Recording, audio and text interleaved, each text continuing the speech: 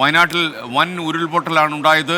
ഇന്ന് വെളുപ്പിനാണ് ഉരുൾപൊട്ടലിൻ്റെ വാർത്ത വരുന്നത്. ഇപ്പോൾ 8 പേർ മരിച്ചു എന്ന വാർത്ത വരുന്നുണ്ട്. ദുസ്സഹമായ ഒരു സാഹചര്യം അവിടെ നിലനിൽക്കുന്നു. ദൗത്യസേനയ്ക്ക് പോലും ഈ പാലം ഒഴുകിപ്പോയതുകൊണ്ട് അവിടെ എത്തിച്ചേരാൻ കഴിയുന്നില്ല. മരണം 8 എന്ന് വാർത്ത വരുമ്പോൾ എത്ര ആളുകൾ അവിടെ കുടുങ്ങിക്കിടക്കുന്നു എന്നുള്ള യഥാർത്ഥ ചിത്രം നമുക്ക് ലഭിക്കുന്നില്ല. ആഷ്മി താജ് ഇബ്രാഹിം സെൻട്രൽ ന്യൂസ് ഡെസ്കിൽ നിന്ന് വീണ്ടും തുടരുകയാണ്. ആഷ്മി, ഒരുപക്ഷെ നമുക്ക് ഷോക്കിംഗ് ആയിട്ടുള്ള വാർത്തകളാണ് ഒന്നൊന്നായി ഈ ചൂരൽമലയിലും മുണ്ടകയിൽ നിന്നും നമുക്ക് കിട്ടിക്കൊണ്ടിരിക്കുന്നത്. കൂടുതൽ അപ്ഡേറ്റ്സ് എന്താണ്? ഉറപ്പായും എസ്കേൻ അങ്ങേയറ്റം മനസ്സാക്ഷിയെ വേദനിപ്പിക്കുന്ന സങ്കടം തോന്നുന്ന ദൃശ്യങ്ങൾ നമ്മൾ കാണുകയാണ്. എസ്കേൻ, ദൗർഭാഗ്യവശാൽ നേരത്തെ സരിത എന്ന പ്രദേശവാസി പറയുന്ന മട്ടിൽ അങ്ങനെ തലനാരിഴയ്ക്ക് രക്ഷപ്പെട്ട ഒരുപാട് പേർ കിട്ടിയ വീടുകൾക്ക് മുകളിലും കിട്ടിയ കെട്ടിടങ്ങൾക്ക് മുകളിലും മരകൾക്ക് മുകളിലൊക്കെ ഇപ്പോഴും തങ്ങി നിൽക്കുന്നു അറിയാൻ കഴിയുന്നു. സരിതയെ പോലുള്ള കുറച്ച് പേരെ റെസ്ക്യൂ ചെയ്ത് മാറ്റിയിട്ടുണ്ട്. കൂടുതൽ പേരെ റെസ്ക്യൂ എടുക്കാൻ കഴിയുന്നില്ല. എസ്കേൻ, ഇപ്പോൾ സരിത പറയുന്നത് ഈ ചൂരൽമലയോട് ചേർന്ന ഭാഗമാണ്. നമുക്ക് യഥാർത്ഥ പ്രശ്നം മുണ്ടക്കയിലാണ്. എസ്കേൻ, മുണ്ടക്കയിൽ വലിയ ജനവാസ മേഖലയാണ്. അങ്ങോട്ടേക്ക് ഇപ്പോഴും എത്താൻ കഴിയുന്നില്ല എന്ന പ്രശ്നം അവിടെ നിൽക്കുന്നു. അവിടെ എത്താൻ കഴിയും ഹെലികോപ്റ്റർ വഴി മാർഗ്ഗമാണ്. എസ്കേൻ, അല്പസമയത്തിനകം 3 ഹെലികോപ്റ്ററുകൾ വയനാട്ടിലേക്ക് 7:30 തിരിക്കുമെന്ന് അറിയാൻ കഴിയുന്നു. 7:27 ആവുന്നു. എസ്കേൻ, NDRFിന്റെ കൂടുതൽ സംഘം അങ്ങോട്ടേക്ക് എത്തുന്നു. ആകെ അവിടെ നടത്താൻ കഴിയുന്നത് പ്രാക്ടിക്കലി എയർലിഫ്റ്റിംഗ് മാത്രമാണെന്നാണ് അറിയാൻ കഴിയുന്നത്. എസ്കേൻ, അതിന് കാരണം ഈ പാലം, ഈ ചൂരൽമലയും മുണ്ടക്കയും തമ്മിൽ ബന്ധിപ്പിക്കുന്ന പാലമാണ്. ഒന്നുകിൽ ഇല്ലാതായി പോയി, അല്ലെങ്കിൽ അവിടെ അങ്ങോട്ടേക്ക് പോകാൻ കഴിയാത്ത രീതിയിൽ വലിയ മണ്ണ് കൂടി നിൽക്കുന്നു. ആകെ രണ്ട് ഓപ്ഷൻ. ഒന്ന് എയർലിഫ്റ്റ് ചെയ്യുക, 2 സമാന്തരമായി തന്നെ സൈന്യം വന്ന ഒരു താൽക്കാലിക പാലം നിർമ്മിക്കുക. ഈ 2 കാര്യങ്ങൾ അടിയന്തരമായി ചെയ്യേണ്ടതാണ്. അത് അടിയന്തരമായി ചെയ്യുന്ന നീക്കത്തിലേക്ക് കാര്യങ്ങൾ പോകുന്നു. അവിടെ സർക്കാർ സംവിധാനം ഇടപെടുന്നു. എസ്കേൻ, കൂടുതൽ NDRF സംഘം അവിടെ വയനാട്ടിലേക്ക് എത്തുന്നു എന്നുള്ളതാണ് ഏറ്റവും കൂടുതൽ അറിയാൻ കഴിയുന്നത്. തൃശ്ശൂർ മുതൽ വടക്കോട്ടുള്ള മുഴുവൻ ഫയർഫോഴ്സും വയനാട്ടിലേക്ക് പോകുന്നു. ഫയർഫോഴ്സ് സംഘം, NDRF സംഘം. അങ്ങനെ ഈ ദുരന്തത്തിൻ്റെ വ്യാപ്തി ഈ മണിക്കൂറിൽ എന്താണെന്ന് മനസ്സിലാക്കി സർക്കാർ സംവിധാനം അതിനനുസൃതമായി പ്രവർത്തിക്കുന്ന കാഴ്ച നമ്മൾ അവിടെ കാണുകയാണ്. നേരത്തെ നമ്മളോട് ചീഫ് സെക്രട്ടറി VV പറഞ്ഞിരുന്നു എസ്കേൻ, നിലവിലെ സാഹചര്യം രക്ഷാപ്രവർത്തനത്തിന് അനുകൂലമല്ല എന്ന് പറഞ്ഞിരുന്നു. അത് അതീവ ദുഷ്കരമാക്കുന്നു രക്ഷാപ്രവർത്തനം. അതിന് കാരണം ഈ കനത്ത മഴയാണ്. ആകാശമാർഗ്ഗമുള്ള ഏതെങ്കിലും സഞ്ചാരത്തിന് കനത്ത മഴ അവിടെ വലിയ വെല്ലുവിളിയാവുന്ന കാഴ്ച അവിടെ കാണുന്നു. എസ്കേൻ, ഈ മരിച്ചവരിൽ ഒരു കുഞ്ഞുൾപ്പെട്ട കാര്യം മന്ത്രി OR കേളു അടക്കമുള്ളവർ സ്ഥിരീകരിക്കുന്നുണ്ട്. പക്ഷേ നേരത്തെ മലപ്പുറത്ത് അവിടെ നിലമ്പൂരിൽ കണ്ട ഒരു കുട്ടിയുടെ ബോഡി, ഈ ടീച്ചർ പറയുന്ന 3 കുട്ടികളെ കാണാനില്ല എന്ന് പറയുന്നത് ഈ മുണ്ടക്കയിൽ എത്ര പേർ യഥാർത്ഥത്തിൽ ഉണ്ടായിരുന്നുവെന്നോ, എത്ര പേരാണ് ഒഴുക്കിൽപ്പെട്ടതെന്നോ, അവിടെ എത്ര പേർ ഇപ്പോഴും സ്ട്രാൻഡഡായി നിൽക്കുന്നു, എത്ര പേർ റെസ്ക്യൂ കാത്ത് നിൽക്കുന്നു എന്നതിനെക്കുറിച്ച് കൃത്യമായ വിവരമില്ലായ്മ. നമ്മൾ ഇവിടെയൊക്കെ ഈ മേഖലയിൽ ആൾക്കാരെയൊക്കെ ഫോണിൽ വിളിക്കുന്നു എസ്കേ. പക്ഷേ ആ മേഖല ആൾക്കാരുടെ ഫോണൊക്കെ സ്വിച്ച് ഓഫ് ആണ്. അവിടെ നേരത്തെ തന്നെ ഈ പെരുമഴ പെയ്ത് കറണ്ട് ഇല്ലാത്തൊരു സാഹചര്യമുണ്ട്. അതുകൊണ്ട് ഫോണിൽ വിളിച്ച് കിട്ടാത്ത സാഹചര്യമുണ്ട്. അവിടുത്തെ പഞ്ചായത്ത്, ഈ മുണ്ടക്കൈ മേഖലകളിലെ പഞ്ചായത്ത് പ്രതിനിധികളെ വിളിച്ചാൽ കിട്ടാത്ത സാഹചര്യമുണ്ട്.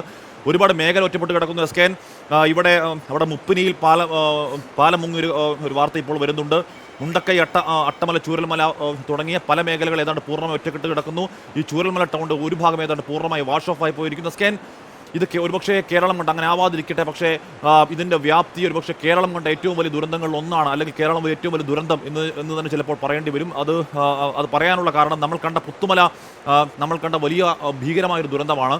പുത്തുമല A to Z തുടക്കം മുതൽ അവിടെ ഉണ്ടായിരുന്ന സഹദ് ഈ മേഖല നന്നായി അറിയാവുന്ന ആളാണ്. യഥാർത്ഥത്തിൽ 2 കുട്ടികൾ മരിച്ചു എന്ന വാർത്തയാണ് ഏറ്റവും അവസാനം വരുന്നത്. 8 പേരാണ് ഇതിനകം മരിച്ചതായി സ്ഥിരീകരിക്കപ്പെട്ടുള്ളത്. എന്നാൽ ഒരുപാട് ആളുകൾ ഈ പാലം ഒലിച്ചുപോയ സ്ഥലത്ത് കുടുങ്ങിക്കിടക്കുന്നു എന്നാണ് വാർത്ത വരുന്നത്.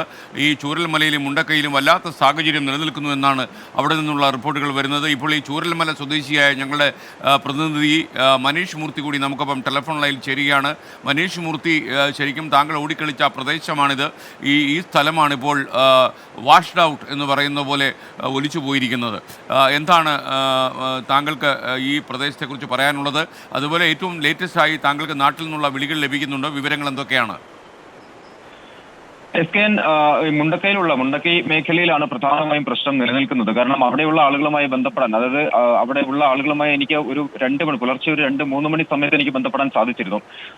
അതായത് ആദ്യത്തെ ഉരുൾപൊട്ടൽ കഴിഞ്ഞതിന് ശേഷം അവർ പല മേഖലകളിലായി, ഇപ്പോൾ നേരത്തെ സരിതയൊക്കെ സൂചിപ്പിച്ചതുപോലെ മറ്റൊരിടത്ത് അല്ലെങ്കിൽ ഉയർന്ന പ്രദേശങ്ങളിലൊക്കെ കയറി നിന്ന് അവർ സുരക്ഷിത സ്ഥാനത്തേക്ക് മാറിയിരുന്നു. പക്ഷെ 4 മണിക്ക് രണ്ടാമതൊരു ഉരുൾപൊട്ടൽ കൂടി ഉണ്ടാവുന്നു. ആ സമയത്ത് അവർ ഓടി രക്ഷപ്പെടുകയായിരുന്നു അവിടുന്ന്. അതിനുശേഷം എനിക്ക് ആരെയും ബന്ധപ്പെടാൻ സാധിച്ചിട്ടില്ല.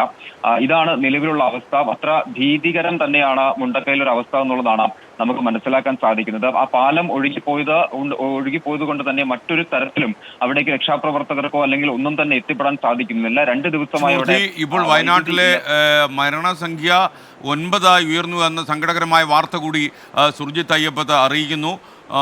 വയനാട്ടിലുണ്ടായ ഉരുൾപൊട്ടലിൽ 9 പേർ മരിച്ചു. ഇതിൽ 2 കുട്ടികൾ കൂടിയുണ്ട്. അതിലൊരു പിഞ്ചു കുഞ്ഞും ഉൾപ്പെടുന്നു എന്ന രീതിയിലുള്ള വാർത്തയാണ് വരുന്നത്. നമ്മളെ അത്യന്തം നടുക്കിക്കളയുന്ന വാർത്താ സാഹചര്യമാണ് ഇപ്പോൾ ഉള്ളത്. മനീഷ് മൂർത്തി, താങ്കൾക്ക് തുടരാം. 9 പേരുടെ മരണത്തിന് ഈ വയനാട്ടിലെ ദുരന്തം സാക്ഷിയാകുന്നു എന്ന ഏറ്റവും ലേറ്റസ്റ്റ് ആയ റിപ്പോർട്ടാണ് സുർജിത്ത് അയ്യപ്പത് ഈ സ്ഥലത്ത് ക്യാമ്പ് ചെയ്യുന്ന സുർജിത്ത് അയ്യപ്പത് റിപ്പോർട്ട് ചെയ്യുന്നത്. SKN തീർച്ചയായും, അതായത് വയനാട് കണ്ട അല്ലെങ്കിൽ കേരളം കണ്ട ഒരു വലിയ ദുരന്ത സാധ്യത തന്നെയാണ് നമുക്ക് അവിടെ കാണാൻ. കാരണം അത്രയധികം അത്ര വലിയ തോതിലാണ് ആ പൊടി ഒഴുകുന്നത്. നമ്മൾ നേരത്തെ സുർജിത്ത് നൽകിയ ദൃശ്യങ്ങളിൽ നിന്ന് നമുക്കത് വളരെ വ്യക്തമായിരുന്നു. കാരണം ഇന്നലെ പോയി സുർജിത്ത് ഷൂട്ട് ചെയ്ത ദൃശ്യങ്ങളാണ് നമ്മൾ നേരത്തെ പ്രേക്ഷകർക്ക് മുമ്പിൽ എത്തിച്ചത്. അത്രയും ഉണ്ടായിരുന്നുള്ളൂ ആ പുഴ എന്ന് പറയുന്നത്. ഇപ്പോൾ ആ പുഴ ആ സ്കൂളും കടന്ന് ഏകദേശം ആ സ്കൂൾ പൂർണ്ണമായും മുക്കിക്കൊണ്ട് തന്നെയാണ് ആ പുഴ ഇപ്പോൾ ഒഴുകുന്നത്. അതങ്ങനെ ഒഴുകി ഏകദേശം അട്ടമല ആ ഭാഗത്തേക്കൊക്കെ പോകുന്നുണ്ട്. ആ മേഖലയിൽ, അതായത് ചുരൽമലയിലേക്ക് എത്തുന്ന ഒരു ചെറിയ പാലമുണ്ട്. ആ പാലത്തിന് കേടുപാടുകൾ സംഭവിച്ചിട്ടുണ്ട്. അതിനുശേഷമാണ് മുണ്ടക്കൈയിലേക്കും അട്ടമല മേഖലയിലേക്കും ഒക്കെ പോകുന്ന ആ പാലമുള്ളത്, വലിയ പാലമുള്ളത്. ആ പാലം, അതിനോട് ചേർന്നുള്ള ക്ഷേത്രം, ആ സ്കൂൾ എല്ലാം തന്നെ ഒലിച്ചു പോയിരിക്കുന്നു, അല്ലെങ്കിൽ അടിച്ച് തകർത്ത് തന്നെ വെള്ളം കൊണ്ടുപോയിരിക്കുന്നു എന്നുള്ളതാണ് നമുക്ക് പറയാൻ സാധിക്കുക. അതോടുകൂടി തന്നെയാണ് ഈ മുണ്ടക്കൈ എന്ന് പറയുന്ന പ്രദേശം ഏകദേശം 100 കണക്കിന് ആളുകൾ താമസിക്കുന്ന ഒരു മേഖലയാണ്, തോട്ടം മേഖലയാണ്. അവിടെയുള്ള പാടികളിൽ നിരവധി ആളുകൾ, തോട്ടം തൊഴിലാളികൾ താമസിക്കുന്നു, സാധാരണക്കാരായ ആളുകൾ താമസിക്കുന്ന ഇടമാണ്. എത്രത്തോളം ആളുകൾ അവിടെ കുടുങ്ങിക്കിടക്കുന്നുണ്ട് എന്നത് സംബന്ധിച്ച് കൃത്യമായ വിവരങ്ങൾ ഇപ്പോഴുമില്ല.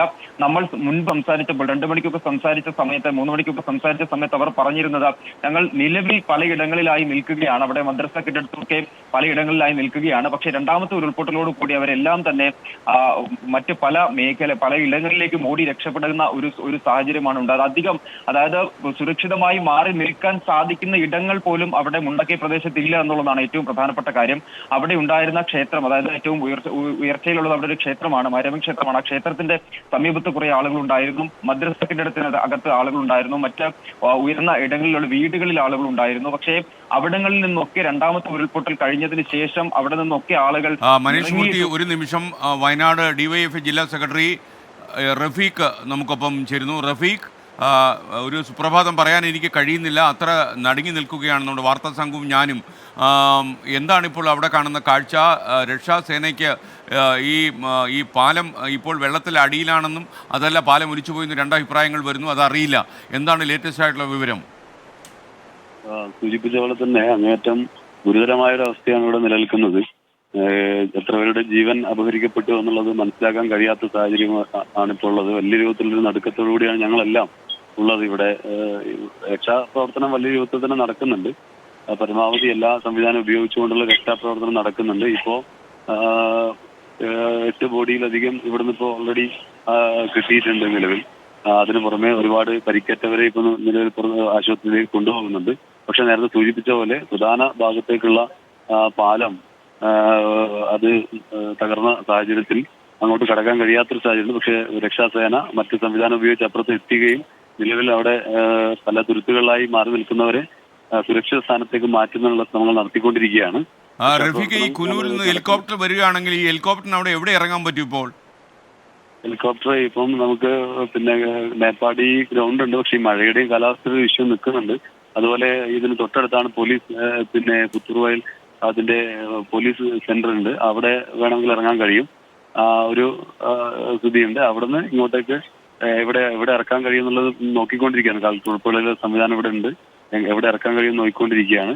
ഏതായാലും ഹെലികോപ്റ്റർ എത്തിക്കഴിഞ്ഞാൽ മാത്രമാണ് നമുക്ക് ഈ പറയുന്ന. അപ്പോൾ റഫീഖ്, ഇപ്പോൾ ഒരു സങ്കടകരമായ വാർത്ത കൂടി താങ്കളെ ഞാൻ അറിയിക്കുകയാണ്. ഇപ്പോൾ മരണം 11 എന്ന് ഞങ്ങളുടെ വാർത്താ സംഘം അറിയിക്കുന്നുണ്ട്. സങ്കടകരമാണ് വയനാട്ടിലെ അവസ്ഥ. നമുക്ക് ഓരോ തവണയും അവരുടെ മൊബൈൽ ഫോൺ ശബ്ദിക്കുമ്പോൾ നമുക്ക് പേടിയാണ്. കൂടുതൽ ആളുകൾ മരിച്ചു എന്ന വാർത്തയുമായി ഈ മൊബൈൽ ഫോൺ അടിച്ചുകൊണ്ടിരിക്കുന്ന ഒരു സാഹചര്യം 11 പേരുടെ മരണത്തിന് കാരണമായി എന്നാണ് റഫീഖ് പറയുന്നത്. റഫീഖ്, ഈ രക്ഷാസേനയ്ക്ക് വേറെ എന്തെങ്കിലും വഴിയിലൂടെ ഈ ചൂരൽമല ഭാഗത്ത് എത്തിച്ചേരാൻ കഴിയുമോ? അല്ല, ഇവിടെ നിലവിലുള്ള സംവിധാനങ്ങൾ ഉപയോഗിച്ചുകൊണ്ടുള്ള പ്രവർത്തനം നടക്കുന്നുണ്ട്. നിങ്ങൾ സൂചിപ്പിച്ച പോലെ ഓരോ നിമിഷവും ഞങ്ങളെല്ലാം എന്താ പറയാ, ഈ ഇതിന്റെ മുഖത്ത് ഓരോ ബോഡികൾ ഇങ്ങനെ കൊണ്ടുപോകുന്നത് കണ്ട് പ്രയാസപ്പെട്ട് ആകെ ഒരു പ്രതിസന്ധിയിലാണുള്ളത്. ഏതായാലും പ്രതിസന്ധിയിൽ നിന്നിട്ട് കാര്യമില്ല, ബാക്കിയുള്ളവരെ. അതെ, നിങ്ങൾ വളരെ ഏറ്റവും ശക്തമായി പ്രവർത്തിക്കേണ്ട സാഹചര്യമാണ് റഫീഖ്. താങ്കൾ ആ ജോലിയിലേക്ക് ഇറങ്ങിക്കോളൂ. കാരണം ഞങ്ങൾ താങ്കളെ തടസ്സപ്പെടുത്താൻ ഇല്ല. റഫീഖാണ് DYFIയുടെ ജില്ലാ സെക്രട്ടറിയാണ് അദ്ദേഹം. ഇപ്പോൾ ഷംസാദ് മരക്കാർ, പഞ്ചായത്ത് പ്രസിഡന്റ് കൂടി, ജില്ലാ പഞ്ചായത്ത് പ്രസിഡന്റാണ് അദ്ദേഹം നമുക്കൊപ്പം ചെയ്യുന്നത്. വയനാട് ജില്ലാ പഞ്ചായത്ത് പ്രസിഡന്റാണ് ഷംസാദ് മരക്കാർ. ഈ നമുക്ക് കൃത്യമായൊരു പിക്ചർ പോലും ലഭിക്കാത്ത സാഹചര്യം സാഹചര്യമാണ്. കമ്മ്യൂണിക്കേഷൻ ഫെസിലിറ്റികളൊക്കെ താറുമാറായിട്ടുണ്ട്. മാത്രമല്ല പാലം ഒലിച്ചു പോയതുകൊണ്ട് രക്ഷാസേനയ്ക്ക് അവിടെ എത്താൻ കഴിയുന്നില്ല എന്ന സാഹചര്യം നിലനിൽക്കുന്നു. മാത്രമല്ല ഈ കാലാവസ്ഥ ഇങ്ങനെ നിൽക്കുന്ന കാരണം ഹെലികോപ്റ്ററിനും ഇപ്പോൾ ലാൻഡ് ചെയ്യാൻ പറ്റാത്തൊരു സാഹചര്യമുണ്ട്. അപ്പോൾ കുനൂരിൽ നിന്ന് എന്തായാലും ഹെലികോപ്റ്റർ ഉയരും എന്നാണ് നമുക്ക് ലഭിക്കുന്ന വിവരങ്ങൾ. ഏറ്റവും ലേറ്റസ്റ്റ് ആയിട്ടുള്ള ചിത്രം എന്താണ് ഷംസാദ് മരക്കാർ? ഞാനിപ്പോൾ നിലവിൽ വെള്ളാർമല സ്കൂളിന്റെ പുറകുവശത്ത് മലവെള്ളപ്പാച്ചിൽ ഉണ്ടായ സ്ഥലത്താണുള്ളത്. അവിടെ നിന്ന് നമ്മൾ വീടിന്റെ 2ാം നിലയിലൊക്കെ സേഫായി നിന്ന ആളുകൾ മുഴുവൻ നമ്മൾ റിക്കവർ ചെയ്തു. അവരെ നമ്മൾ മാറ്റിക്കൊണ്ട് ആശുപത്രികളിലേക്ക് മാറ്റിയിട്ടുണ്ട്. അതിനോടൊപ്പം മൃതദേഹങ്ങൾ നമ്മൾ കണ്ടെടുത്തതും ഇവിടെ നിന്ന് നമ്മൾ മാറ്റി. ഇപ്പൊ നമ്മളിവിടെ തെരച്ചിൽ നടത്തിക്കൊണ്ടിരിക്കുകയാണ്. ഓരോ വീടുകൾ നിൽക്കുന്ന സ്ഥലം തന്നെ പൂർണ്ണമായി ഇല്ലാതെയായിട്ടുണ്ട്. എത്ര ആളുകൾ ആ വീട്ടിലുണ്ടായിരുന്നു, ആരൊക്കെ ഉണ്ടായിരുന്നു എന്നുള്ളതിന്റെ ഒരു കണക്ക് നമുക്ക് കുറച്ചുകൂടി കഴിഞ്ഞതിന് ശേഷം മാത്രമേ ലഭിക്കുകയുള്ളൂ. മരക്കാർ, എൻ്റെ ഒരു സംശയം, അതായത് ഈ പരിക്കേറ്റവരുണ്ടെങ്കിൽ അവരെ കൊണ്ടുപോകാൻ വാഹനങ്ങൾ പോകാനുള്ള റോഡുകളൊക്കെ ഓക്കെയാണോ? ഏത് ആശുപത്രികളിലേക്കൊക്കെയാണ് ആളുകളെ മാറ്റാൻ കഴിയുക? ആംബുലൻസുകൾ നമ്മൾ സജ്ജീകരിച്ചിട്ടുണ്ട്. ആംബുലൻസിൽ നിന്ന് വിംസിലേക്കാണ് നമ്മൾ പതിയെ വിംസിൽ നിന്നാണ് നമ്മൾ വിംസ് ഹോസ്പിറ്റലിൽ അങ്ങോട്ട് അതിലെ ഷംസാദ് മരക്കാർ, യഥാർത്ഥത്തിൽ ജനങ്ങളെ അറിയിക്കേണ്ട എന്തെങ്കിലും വിവരം ഉണ്ടെങ്കിൽ താങ്കൾ തീർച്ചയായിട്ടും നമ്മളെ ബന്ധപ്പെടണം. നിങ്ങളുടെ ഈ രക്ഷാദൗത്യത്തിൽ അണിചേരാൻ ഞങ്ങളും തയ്യാറാണ്. വാർത്താ പ്രക്ഷേപണം മാത്രമല്ല, ജനങ്ങൾക്കുണ്ടായിരിക്കുന്ന ദുസ്സഹമായ ഈ ജീവിത സാഹചര്യത്തിൽ നിങ്ങൾക്കൊപ്പം ഞങ്ങളും ഉണ്ടാകും. തീർച്ചയായും.